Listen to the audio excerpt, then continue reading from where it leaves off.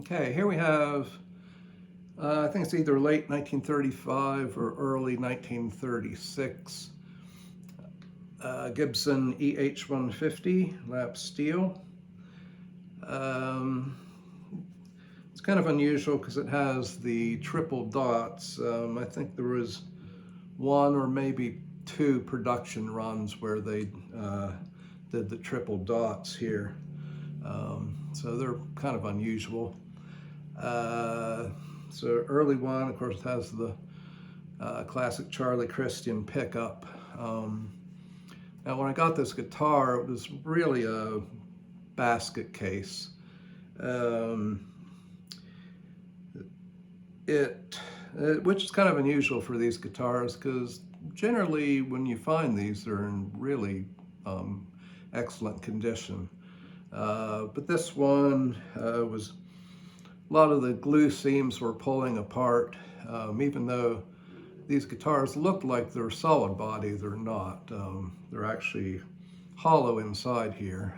This is the earlier ones have the screwed on back on there, and the neck is basically has a something like a mortise and tenon joint that connects it to the body, and all the string tension over the years, it was probably stored in a hot environment, and the glue was letting loose, and it was basically all the glue joints in the body were coming apart.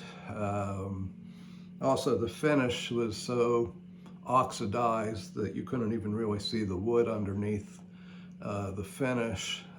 Somebody had removed the head plate and the logo on the headstock. I guess they wanted to steal the Gibson logo for another guitar. So that was all gone. So it was pretty sad shape. So I spent a lot of time restoring it, putting it all back together. Basically had it completely disassembled, and so at this point it's actually somewhat not original, but it's a beautiful guitar. It looks pretty much like one would have looked like right out of the factory.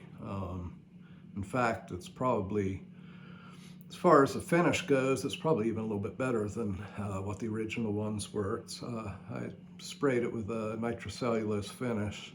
I cut a new pearl logo, which I inlaid into the ebony. I put an ebony head plate on it and laid the new logo, one I cut out, into that. Gave it like a amber toner to give it the look that the old ones would have had. Actually, the top is not the original top on it here.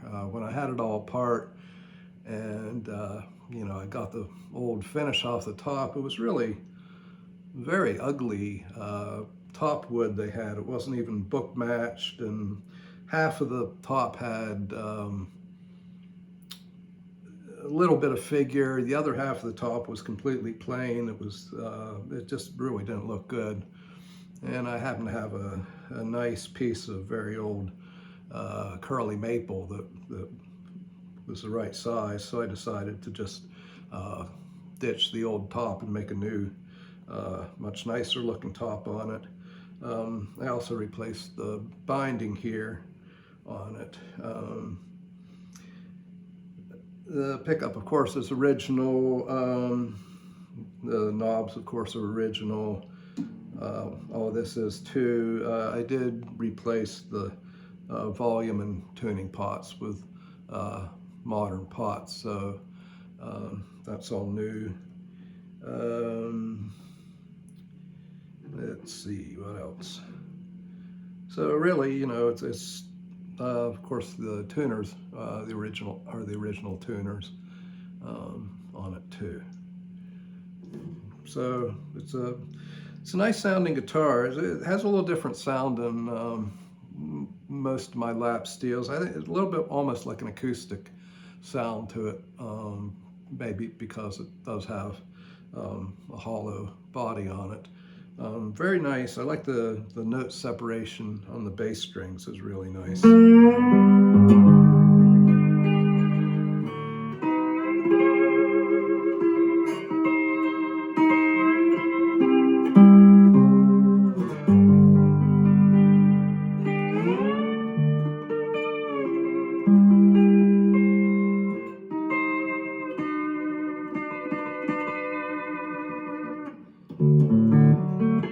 And of course everything works good because it's all new wiring inside there. Another thing I did on these, they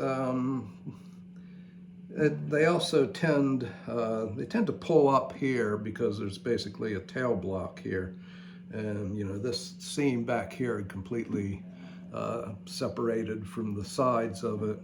So I reinforced that much better, and I put a brass, so this tailpiece now screws into a brass block underneath the top, which I think really helps the sound of it too, both structurally and sound-wise. I think is an improvement. So what you're getting in a way is like a car equivalent. If it was a car, you might call it a resto rod, but you know, it still has the important thing, which is the pickup, and yep, that's about it. Unfortunately, it did not come with a case, which is a shame because the cases on these are, you know, very, very nice cases. So that's kind of a shame that somebody didn't keep it with the case. But if they had, maybe it would have been in much better shape than it was when I got it. So that's the story on this one. Thanks for watching.